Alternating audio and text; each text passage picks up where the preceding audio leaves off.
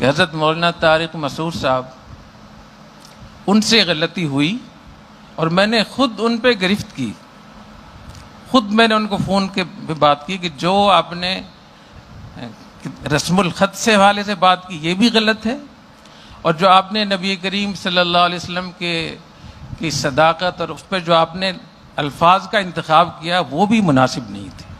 لیکن میں گستاخی نہیں سمجھتا اس کو قطعی طور پہ، لیکن نبی کریم صلی اللہ علیہ وسلم کی شان اقدس اتنی بڑی ہے کہ اگر 1000ویں حصے میں بھی 1,00,000ویں حصے میں بھی کوئی تھوڑی سی بھی کوئی شک ہو جائے فوراً توبہ کریں. تو میں نے ان سے کہا کہ نہیں، صاف طور پہ کہیں کہ مجھ سے غلطی ہوئی ہے، میں توبہ کرتا ہوں، میں معذرت کرتا ہوں. الحمدللہ انہوں نے فوراً جیسی میں نے کہا تو انہیں دیر نہیں لگائی.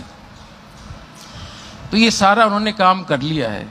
اس کے بعد جو لوگ فتنہ پھیلا رہے ہیں میں ان کو بتانا چاہتا ہوں کہ جامعۃ الرشید اپنے تمام اساتذہ کے ساتھ، فضلاء کرام کے ساتھ، مولانا طارق مسعود صاحب کے ہم ساتھ کھڑے ہیں.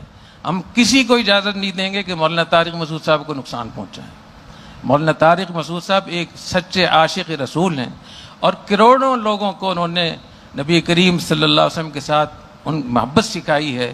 کروڑوں نوجوانوں کو پوری دنیا میں انہوں نے دین کی طرف، قرآن کی صداقت اور نبی کریم صلی اللہ علیہ وسلم سے محبت اور عشق انہوں نے سکھایا ہے. اگر اسی بات کو ثابت کرنے میں ان سے اگر ایسے الفاظ نکل گئے ہیں جو صحیح نہیں تھے، جو نامناسب تھے، اور انہوں نے اس کی کئی بار معذرت بھی کر لی ہے، تو پھر آپ کے پاس کی کیا گنجائش موجود ہے کہ آپ فتنہ برپا کریں؟ نبی کریم صلی اللہ علیہ وسلم کے سامنے کیسے پیش ہوں گے آپ؟ تو میں آپ سے یہ بھی درخواست کرنا چاہتا ہوں کہ مولانا طارق مسعود صاحب کے اس معذرت کے بعد مولانا طارق مسعود صاحب کا ساتھ دیں، ان کو سپورٹ کریں. اللہ آپ کو بہت جزائے خیر عطا فرمائے.